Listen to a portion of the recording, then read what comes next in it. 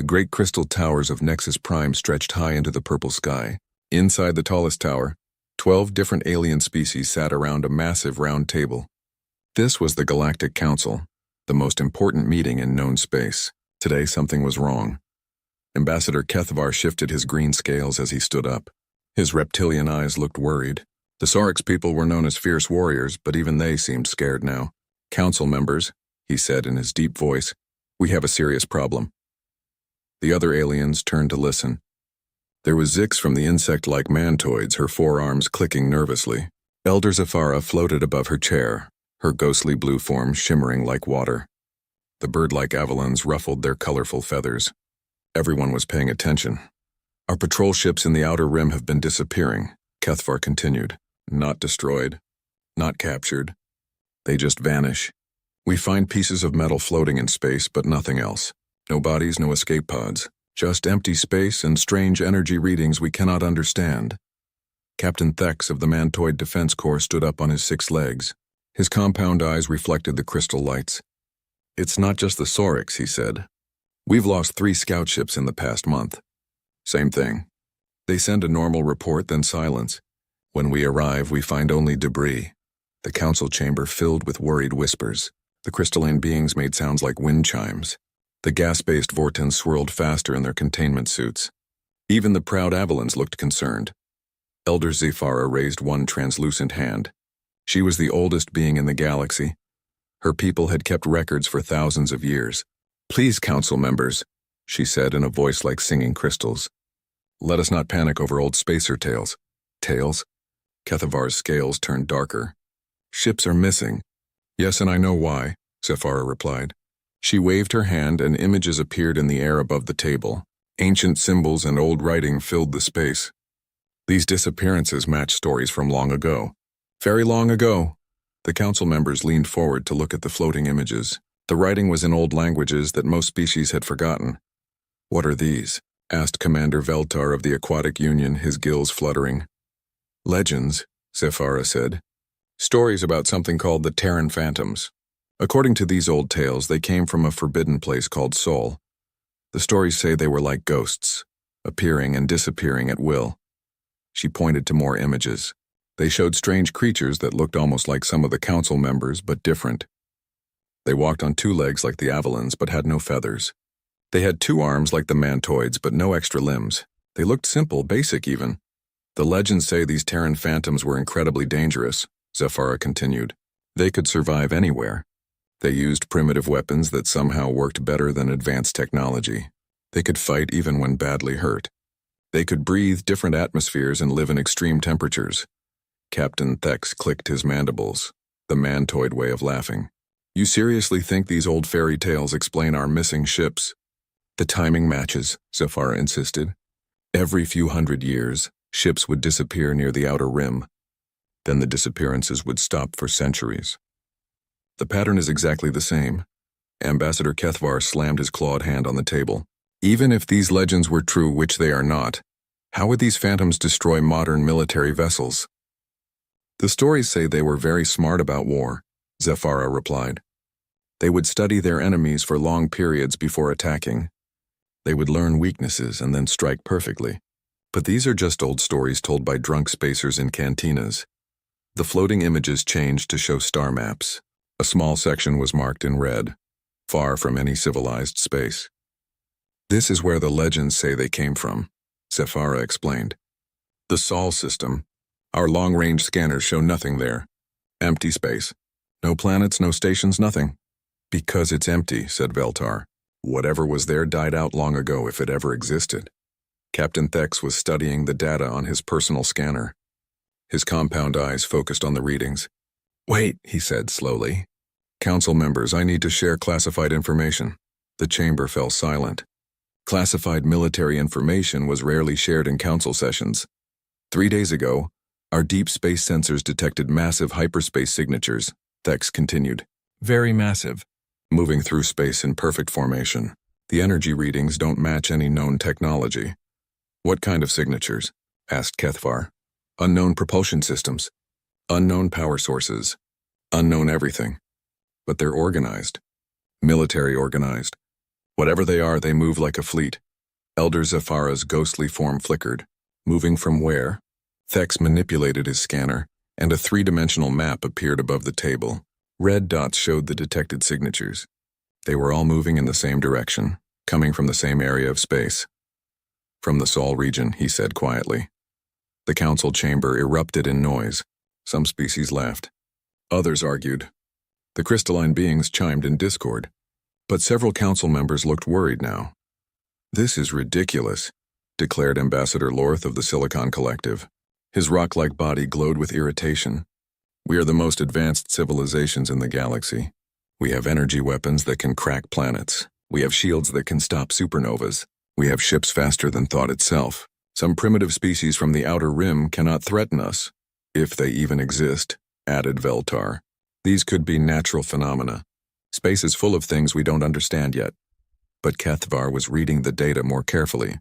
His warrior instincts were telling him something was wrong. "Captain Thex, how many ships are we talking about?" Thex's mandibles clicked nervously. "Based on the energy signatures, on hundreds, maybe thousands." The chamber fell silent again. Even the most advanced species rarely assembled fleets of more than a few dozen ships. Hundreds of vessels would be the largest military force anyone had seen in centuries. "Where are they now?" asked Commander Veltar. Thex checked his scanner again. "The signatures disappeared 2 days ago. They dropped out of hyperspace somewhere in the Middle Rim territories. Near our colonies," whispered Ambassador Lorth. Elder Zafara studied the ancient records floating around her. According to the legends, the Terran phantoms were patient. They would watch and learn for very long periods. Then when they were ready, they would reveal themselves. "You really believe old stories about ghost warriors?" Kethvar asked. "I believe in patterns," Zafara replied, "and this pattern has repeated throughout history. Ships disappear, strange readings are detected. Then something emerges from the Sol region. Usually nothing comes of it. The disappearances stop and life returns to normal.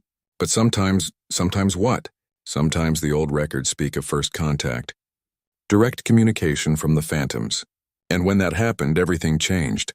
The council members looked at each other uncertainly. They were leaders of the most powerful civilizations in known space. They had conquered diseases, mastered faster-than-light travel, and built wonders that amazed the universe. But now they were worried about old stories and missing patrol ships. "I propose we increase security patrols in the Outer Rim," said Kethvar. "If something is out there, we need to know what it is." "Agreed," said Captain Thex. "I can have a full battle group in the area within 10 days. And I suggest we prepare emergency protocols," added Veltar, "just in case these phantom stories have some truth to them." Elder Zafara nodded slowly. "Be very careful, council members. The legends say the Terran phantoms are not evil, but they are dangerous. They protect themselves and they protect their territory. And according to the old stories, they consider this entire galaxy to be their territory." The meeting ended with more questions than answers. As the council members returned to their ships, none of them knew that their conversations were being watched. In the darkness of space, sensors recorded every word. The Watchers had been patient for centuries, but their patience was finally coming to an end. The mining station on Kepler 442c had been silent for 3 days. It should have been impossible. The colony housed 12,000 workers from 6 different species. The automated systems sent reports every hour. The defensive grid was controlled by the most advanced artificial intelligence in that sector of space. Nothing could make such a place go completely quiet. Commander Rixtal of the Saurix Emergency Response Fleet stared at the empty space where the mining platform should have been broadcasting signals. Her scales shifted from green to dark amber, showing her confusion and growing anger. Behind her, the bridge crew of the rescue ship worked frantically at their stations. "Sensors show the station is still there," reported Lieutenant Kess, his 4 insect eyes focused on the scanning equipment. "All buildings intact. Life support systems functioning normally. But no life signs, no communications, no movement." "That's impossible," Rixtal muttered. 12,000 beings don't just disappear." The rescue fleet approached carefully. The mining station sat on the surface of a small moon, its metal structures gleaming under the light of 3 suns. Everything looked normal from the outside. The landing bays were sealed properly. The defensive turrets were in their correct positions. Even the mining equipment was parked exactly where it should be. "Landing team ready, Commander," announced Sergeant Vorth, leader of the station's security forces. "Take them down," Rixtal ordered. "Full combat gear. I want answers." The landing shuttle descended through the thin atmosphere of the moon. As it approached the main complex, the team could see that the exterior showed no signs of battle. No burn marks from weapons, no damaged walls, no scattered debris. It was like everyone had simply walked away. Inside the station, the landing team found something even more disturbing. The colony was completely empty, but everything was organized perfectly. Meals sat half-finished on tables, but the food was neatly arranged. Workstations were abandoned, but all equipment was carefully turned off and secured. Personal belongings were gone, but storage areas were not damaged or ransacked. "Commander," Vorth's voice crackled through the communication system. "You need to see this." The security team had found the main storage facility. It was enormous, designed to hold processed minerals worth billions of credits. The warehouse was completely empty. "They took everything," Vorth reported. "Every piece of valuable material, every advanced tool, every weapon from our security armory. But they left all the basic supplies. Food, clothing, medical equipment. They only took technology." Rixtal felt her scales turn darker. "What about the security recordings?" "That's the strange part," replied Vorth. "The recordings are still there, but they've been deliberately damaged. We can see shapes moving, but the image quality is terrible. Like someone wanted us to know they were here, but didn't want us to see them clearly." The investigation team spent 2 days examining the station. What they found made no sense according to everything they knew about space piracy or military attacks. The unknown visitors had been incredibly organized and efficient. They had studied the station's systems in detail before acting. They knew exactly what to take and what to leave behind. Most importantly, they had done all of this without harming a single person. 3,000 light-years away, Admiral Sarah Chen stood on the bridge of the UHSS Indomitable, studying the same mining station through long-range sensors. The human fleet flagship was unlike anything the galaxy had ever seen. Where alien ships were built for beauty and efficiency, human vessels were built for war and survival. The Indomitable looked like a massive piece of industrial equipment that had been covered in armor and weapons. "The extraction was perfect," reported Colonel James Rivera, head of Human Intelligence Operations. "Our team studied that mining facility for 6 months before moving. We knew every security protocol, every defensive system, every work schedule. The local population was relocated safely to 3 different systems with full compensation for their property." "And they have no idea who we are?" Admiral Chen asked. "They know someone was there," Rivera replied. "The security footage shows our teams working, but the image quality is too poor to identify us as human. As far as they know, we could be any unknown species." Admiral Chen nodded. She was a small woman compared to most alien species, but her presence filled the bridge. Her gray hair was tied back in a simple military style. Her uniform was plain and practical. She looked like exactly what she was, a professional soldier who had spent 40 years preparing for this moment. "Status of the observation network?" she asked. Lieutenant Commander Park looked up from her station. "All surveillance posts are operational, Admiral. We have eyes and ears on 12 major worlds, 43 military installations, and every major trade route in this sector. The aliens still don't know we exist." "Good," Chen said. "What about Earth Command?" "Final authorization came through yesterday," Rivera reported. "Operation Revelation is approved. We are cleared to begin open contact with galactic civilization." Admiral Chen walked to the front of the bridge and looked out at the stars. Humanity had been watching this galaxy for over 200 years. When humans first achieved faster-than-light travel, they had expected to find a universe full of dangerous enemies. Instead, they found something much more interesting, a galaxy full of intelligent species who had never learned to fight real wars. The alien civilizations were incredibly advanced in many ways. Their technology could do things that amazed human scientists. They could manipulate energy like artists working with paint. They could build structures that seemed to defy the laws of physics. They could travel between stars as easily as humans drove cars between cities. But they were soft. Most alien species had evolved on worlds with light gravity and stable climates. They had never faced the kind of challenges that made Earth such a dangerous place to live. They had never developed the adaptability that came from surviving ice ages, volcanic eruptions, massive storms, and constant environmental change.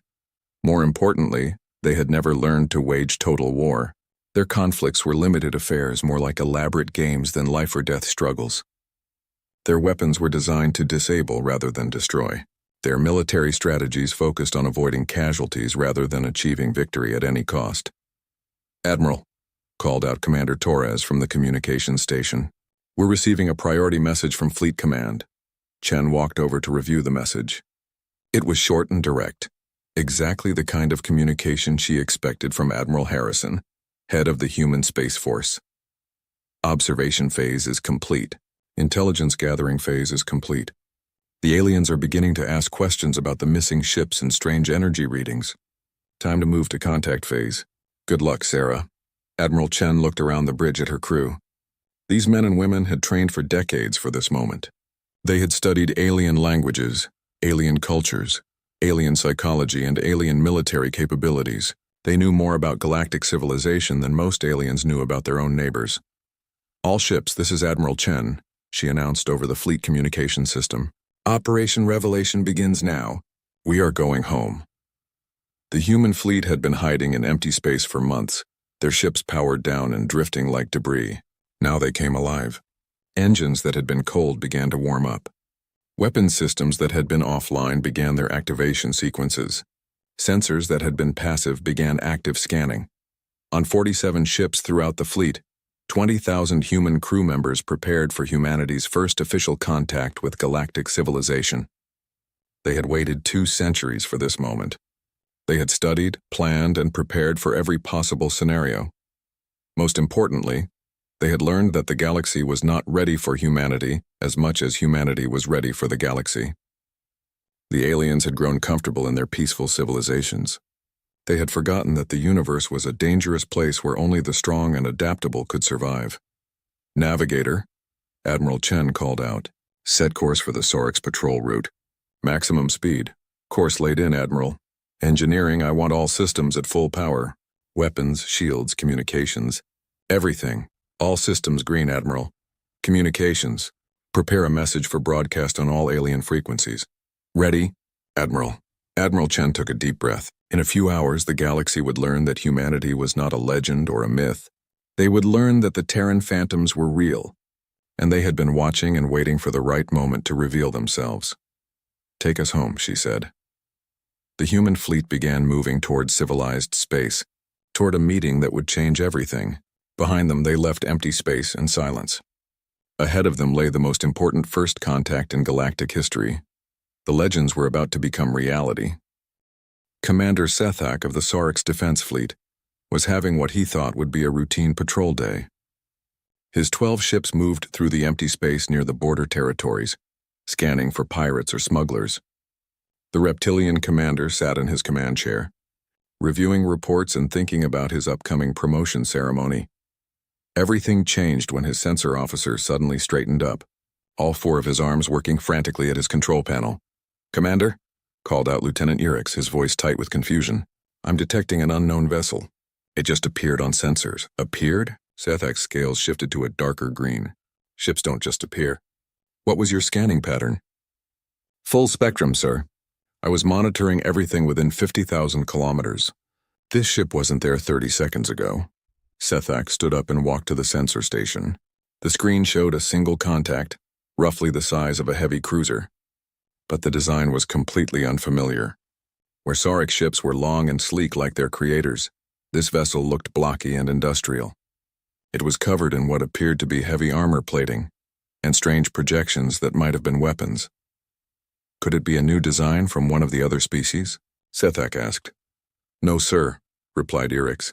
"I've never seen anything like it. The hull composition is reading as some kind of metal alloy, but it's incredibly dense, much heavier than any normal ship construction." Sethak felt his warrior instincts beginning to wake up.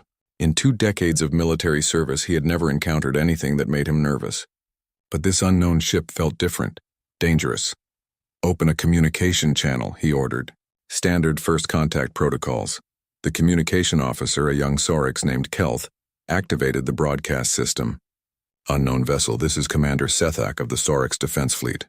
Please identify yourself and state your business in this sector." For several minutes, There was no response. The strange ship continued moving on the same course at the same speed, seemingly ignoring the entire Sorex fleet. Then the answer came, and it changed everything. "This is Captain Marcus Rodriguez of the United Human Federation Starship Defiance. You are in violation of territorial boundaries established by the Treaty of Sol. Withdraw immediately or face the consequences." The voice spoke perfect galactic standard, but there was something about the accent that none of the Sorex had heard before. More importantly, the message made no sense. "Treaty of Sol?" Sethak muttered. "There is no Treaty of Sol in any galactic database." Lieutenant Erix was already checking his records. "Sir, there's no United Human Federation in our files either. No species called humans. No record of any territorial claims in this area." Sethak opened the communication channel again. "Captain Rodriguez, we have no record of your species or your territorial claims. This sector has been open space for over 300 years. If you have legitimate claims to this territory, please provide documentation." The response was immediate and chilling. "You want proof? Look around you." Sethak was about to ask what that meant when Lieutenant Erix suddenly gasped. His claws clicked rapidly on his sensor controls as he stared at the readings. "Commander," Erix said in a shaking voice, "we have a problem. A very big problem." The main display screen activated, showing the tactical situation around the Sorex fleet. Where moments before there had been empty space, now there were dozens of contacts. Human ships, all of them appearing as if they had materialized from nothing. "How many?" Sethak asked, his scales now completely dark with alarm.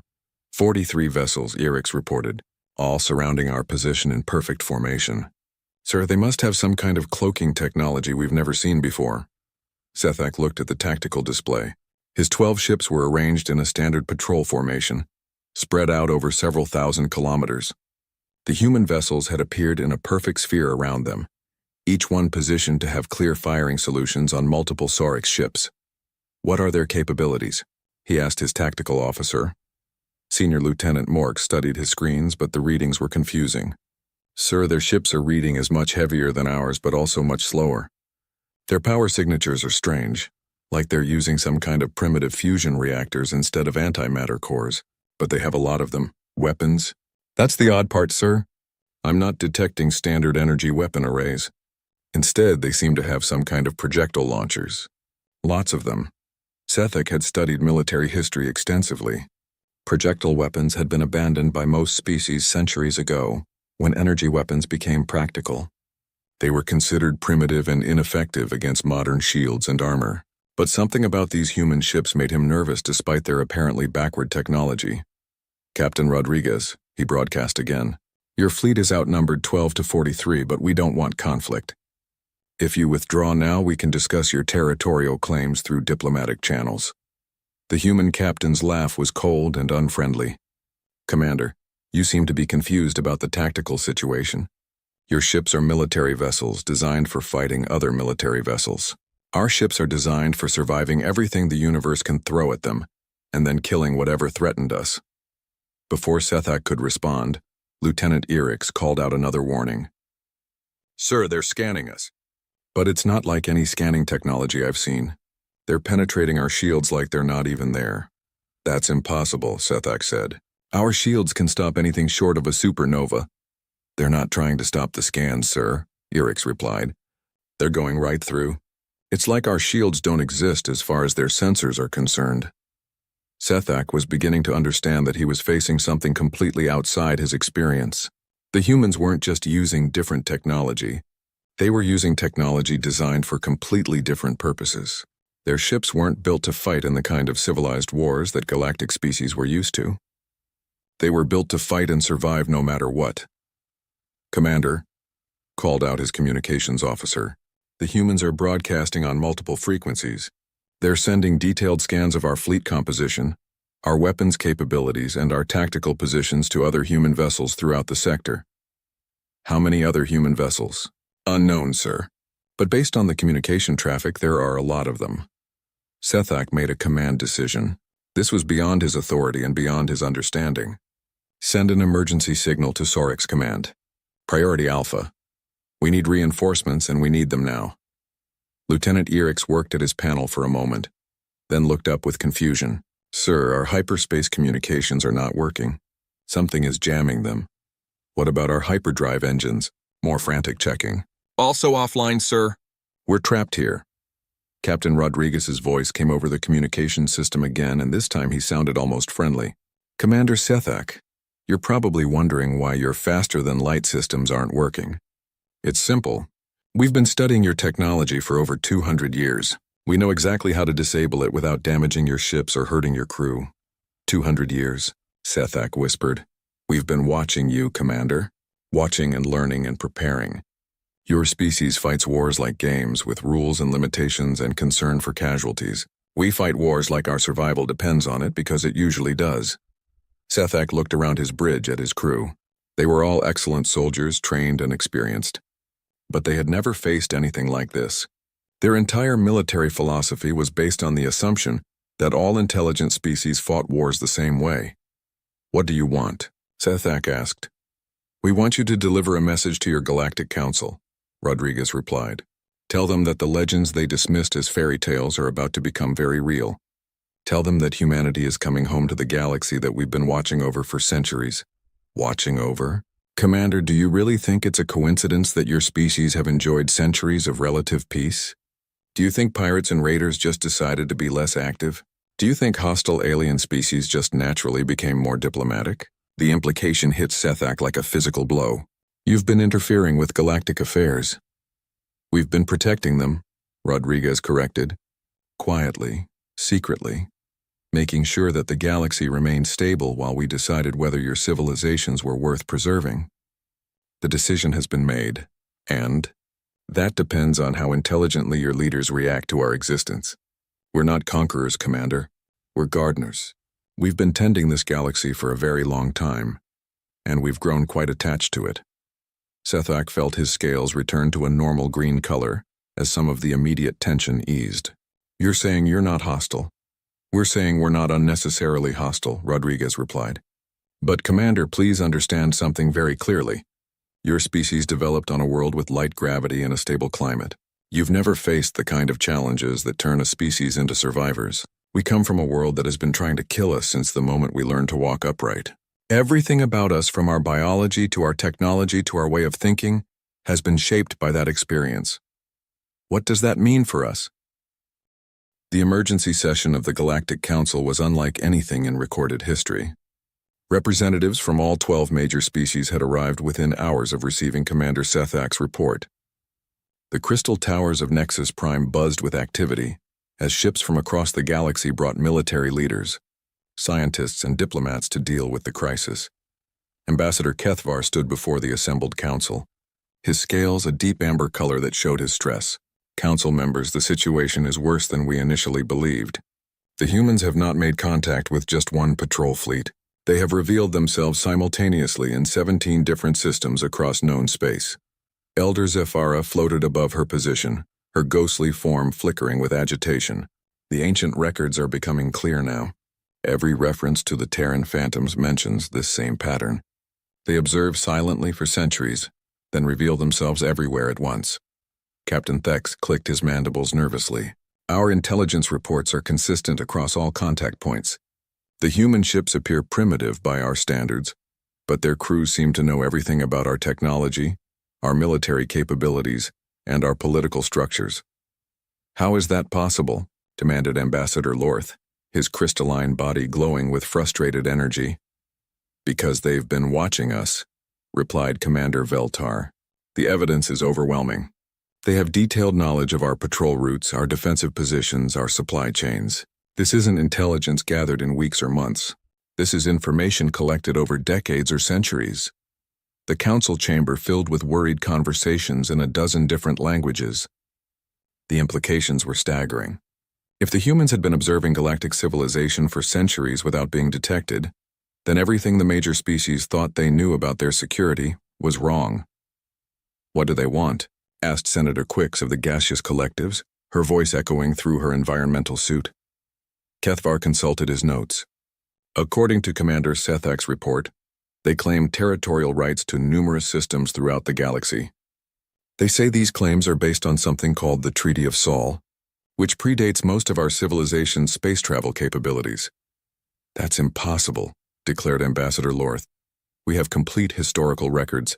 There was no advanced civilization in the Sol system when we began exploring that region. Elder Zafara's form grew brighter.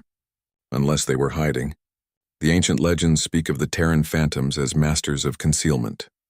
They could make themselves invisible when they wanted to remain unseen. Captain Thex was reviewing tactical data on his personal display. Council members, we have a more immediate problem. Based on the encounters across all 17 systems, we estimate the human fleet size at over 3,000 vessels. The chamber fell silent. Even the largest galactic military had never assembled more than a few hundred ships for major operations. 3,000 vessels represented a military force larger than anything seen in galactic history. What are their capabilities? Asked Commander Veltar. That's what worries me most, Thex replied. Their technology appears primitive, but it's incredibly effective. They use metal hulls instead of energy matrices, which makes them much heavier but also much more resistant to our weapons. They use projectile weapons instead of energy beams, which seems backward until you realize that projectiles can't be deflected by standard shields. Surely our numbers advantage would compensate, suggested Ambassador Lorth Thex's compound eyes focused on the crystal being. What numbers advantage? The humans have more ships than the rest of us combined, and their vessels are designed differently than ours. Our ships are built for speed and efficiency. Theirs are built like fortresses that can move. Elder Zafara was reviewing data from the ancient archives. The legends speak of Terran phantom weapons that could weaponize entropy itself. I never understood what that meant until now. What do you mean? Kethvar asked. Their weapons don't just damage their targets, she explained. They disrupt the fundamental systems that allow advanced technology to function. Energy shields, anti-gravity generators, hyperspace drives. The humans have learned to attack the infrastructure that our civilization depends on. Commander Veltar was studying reports from the contact zones. There's something else. In every encounter, human ships demonstrated the ability to adapt their tactics in real time. When our forces tried long-range combat, the humans switched to close-range tactics. When our ships attempted to maintain distance, the humans used pursuit weapons that followed targets for light minutes. They're learning, Kethvar realized. Even during combat, they're analyzing our responses and adjusting their strategies. Because they've had centuries to study us, Zafara said. Every military exercise we've ever conducted, every weapons test, every tactical manual. They've been watching and learning while we had no idea they existed. The council members looked at each other with growing alarm. They were facing an opponent that knew everything about them while they knew almost nothing in return. Propose immediate military action, declared Ambassador Lorth. We assemble the largest fleet in galactic history and overwhelm them before they can establish stronger positions. Captain Thex was already shaking his head. Ambassador, you don't understand the tactical situation. The humans aren't trying to conquer territory. They're demonstrating capability. Every single encounter has ended with human forces allowing our ships to withdraw safely. What's your point? My point is that if they wanted to start a war, they could have destroyed every patrol fleet they encountered. Instead, they sent messages. They're trying to communicate. Elder Zafara's archives were displaying new information. The ancient records speak of this pattern as well. The Terran phantoms would demonstrate their power, then offer negotiation. But the legends also warned that this offer was made only once. Meaning that if galactic civilization responds with hostility, the humans will treat us as an enemy threat to be eliminated rather than potential allies to be protected. Ambassador Kethvar's scales shifted to deep red, the Sarik's color of battle preparation. Protected? They speak as if they've been protecting us, haven't they? Veltar asked quietly. When was the last time we faced a major pirate threat? When was the last time an unknown hostile species invaded our territory? When was the last time we had to deal with any external threat to galactic stability? The council members realized that Commander Veltar was right. For centuries, galactic civilization had enjoyed unprecedented peace and security. They had assumed it was because their own military forces were effective deterrents. But what if something else had been keeping the threats away? You're suggesting the humans have been actively protecting us without our knowledge, Kethvar said. I'm suggesting that the evidence supports that conclusion, Veltar replied. And if that's true, then they're not invaders. They're neighbors who have been quietly maintaining the security we took for granted. Captain Thex was reviewing more tactical data. Council members, I need to share additional classified information. Over the past 6 months, our deep space monitoring stations have detected evidence of combat in uninhabited systems. Unknown vessels engaging and destroying what appeared to be hostile forces. We assumed it was pirates fighting each other, but now, prompted Zafara. Now I believe we were watching human forces eliminating threats before they could reach our territories. The implications were staggering. If the humans had been secretly protecting galactic civilization for centuries, then their sudden revelation wasn't an invasion. It was a graduation ceremony. What do we do? Asked Ambassador Lorth. Elder Zafara consulted her ancient records one final time. According to the legends, the Terran Phantoms had a simple philosophy. They would offer friendship once to any species they encountered. If that offer was accepted, they would become the most loyal allies imaginable. If the offer was rejected, they would become an implacable enemy. And how do we accept their offer of friendship? By treating them as equals instead of threats, Zafara replied. By acknowledging their territorial claims instead of challenging them. By recognizing that they have been protecting this galaxy and thanking them for their service rather than fearing their power. Ambassador, Kethavar looked around the council.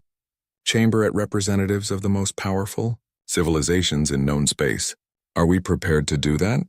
Are we prepared to acknowledge that there is a species more advanced than any of us? One that has been watching over us like gardeners tending their crops? The vote was closer than anyone expected, but the decision was made. The Galactic Council would treat humanity's revelation as an opportunity for alliance rather than a threat to be eliminated. They had no idea that their choice had just determined the future of galactic civilization for the next 1,000 years. The Galactic Council's decision to pursue alliance was not unanimous. While the official vote favored diplomacy, several species refused to accept that humanity represented anything more than an advanced but manageable threat. Within days of the council session, a shadow coalition began forming among the more militaristic civilizations. Admiral Korax of the Mantoid War Fleet was the first to break from the council's decision. His forearms worked rapidly at his command station as he reviewed tactical reports from across the galaxy. "We are being manipulated by fear," he declared to the assembled commanders of 8 different species. "The humans have impressive technology, but they are still outnumbered 800 to 1. Commander Thale of the Crystalline Defense Force flickered with aggressive energy. "The Council has forgotten that we are the masters of this galaxy. We have weapons that can crack planets. We have shields that can stop supernovas. No species, regardless of their tricks, can stand against the combined might of our civilizations." The Shadow Coalition grew rapidly. The Saurics contributed 200 ships led by General Vextar, Commander Sethak's superior, who disagreed with his subordinate's recommendation for caution. The Mantoids brought 300 vessels, their most advanced war machines. The crystalline beings assembled 100 ships powered by captured stellar energy. 5 other species contributed smaller but significant forces. Within 72 hours of the official council decision, a coalition fleet of 800 ships had assembled in the Helix Nebula, chosen for its strategic position and its sensor-blocking gas clouds. It was the largest military force ever assembled in galactic history. Admiral Korak stood on the bridge of his flagship, the Dominator, studying the tactical display that showed the massive fleet spread across several light minutes of space. "Gentlemen, we are about to remind the galaxy that strength is what matters, not diplomacy or ancient legends." 3,000 light-years away, Admiral Sarah Chen watched the coalition's preparations through humanity's extensive surveillance network. The human fleet had been monitoring the Shadow Coalition's communications since the moment it began forming. Every tactical plan, every ship movement, every weapon specification was known to human intelligence within minutes of its creation. "They're really going to do it," Colonel Rivera said, reviewing the latest intelligence reports. 800 ships. They're betting everything on a single massive engagement. Admiral Chen nodded. She felt no anger toward the coalition forces, only sadness. They still don't understand what they're facing. To them, this is about military superiority. To us, this is about survival. We've spent 2 centuries preparing for exactly this scenario. The human fleet assigned to respond to the coalition threat was smaller than anyone expected, only 200 ships led by Admiral Chen herself. To outside observers, it looked like humanity was either overconfident or desperately short on vessels. The truth was more complex. The human ships were not just weapons platforms. They were survivors. Every vessel in the human fleet had been designed and built with one overriding principle. They had to be able to fight and win even when everything went wrong. The Battle of the Helix Nebula began at 0347 hours Galactic Standard Time. The Coalition fleet moved into the nebula in perfect formation, their sensors straining to penetrate the dense gas clouds that blocked long-range detection. They expected to find human ships hiding in the nebula, using the gas clouds for concealment. Instead, they found something much worse. Admiral Corax was the first to realize that the humans weren't hiding in the nebula. They were using it as a weapon. The gas clouds that blocked Coalition sensors were transparent to human detection systems. While the Coalition ships groped blindly through the cosmic fog, human vessels tracked their every movement with perfect clarity. "Contact," shouted Lieutenant Vix, his compound eyes focused on his sensors. "Human ships are launching missiles from outside the nebula." "Impossible," Corax replied. "No missile can travel that distance through the gas clouds." He was wrong. Human missiles were not like the elegant energy projectiles favored by galactic civilization. They were crude, brutal, and incredibly persistent. They used chemical propulsion that was unaffected by the nebula's electromagnetic interference. They carried guidance systems that could track targets through any environment. Most importantly, they could pursue their targets for light minutes if necessary. The first wave of human missiles reached the Coalition fleet 12 minutes after launch. The results were devastating, not because the warheads were particularly powerful, but because they were designed specifically to exploit the weaknesses of advanced alien technology. Coalition shields, designed to deflect energy weapons, were useless against physical projectiles traveling at significant fractions of light speed. Coalition armor, optimized for protection against heat and radiation, crumpled when struck by kinetic impactors.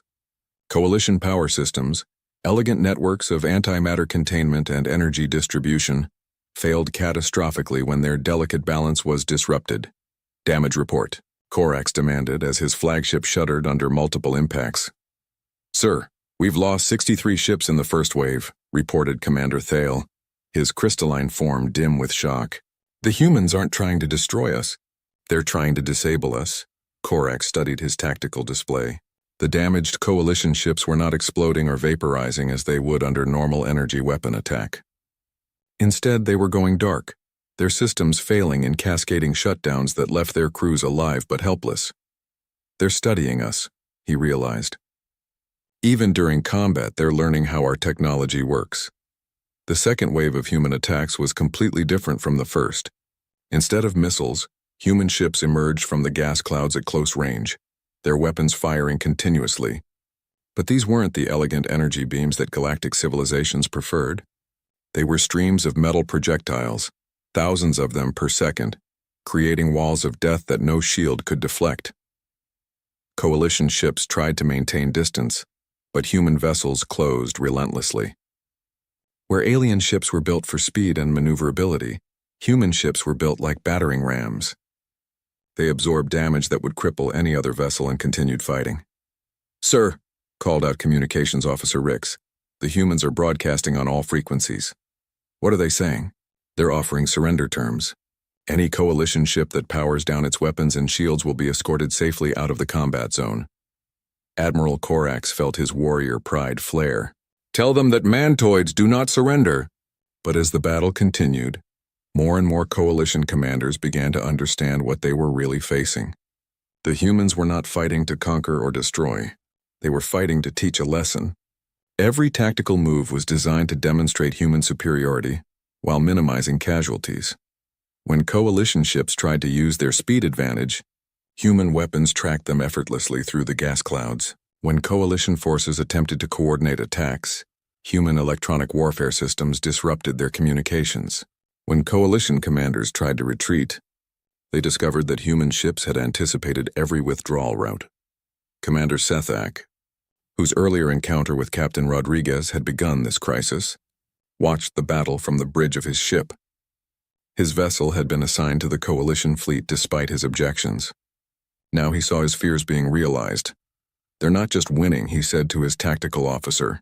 "They're winning effortlessly. Every move we make, they've already planned for. Every weapon we fire, they've already developed countermeasures for. This isn't a battle. This is a demonstration. The turning point came when Admiral Korax ordered his remaining forces to concentrate their fire on a single human ship. The combined energy output of 50 coalition vessels focused on the human cruiser Tenacious. It should have been enough firepower to vaporize a small moon. The Tenacious absorbed the attack, its armor glowing white-hot but holding. Then it did something that changed every coalition commander's understanding of human capabilities. It began incorporating captured alien technology into its own systems in real time. Impossible, whispered Commander Thale. They're adapting our weapons technology during combat. The Tenacious began firing coalition-style energy beams along with its own kinetic weapons. But the human-modified versions were more efficient, more accurate, and more devastating than the originals. Within minutes, other human ships were demonstrating the same adaptive capability.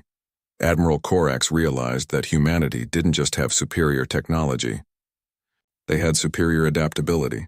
They could learn, modify, and improve any technology they encountered faster than their opponents could develop new countermeasures. All ships, he broadcast on the coalition command frequency. Ceasefire. Stand down all weapons, sir, questioned his tactical officer. We are not fighting an enemy, Korax said quietly. We are fighting an evolution. These humans represent what we could become if we had faced the kind of challenges that forge survivors instead of just builders. The battle ended not with humanity's victory, but with their mercy. Admiral Chen broadcast a message on all coalition frequencies. You fought with honor,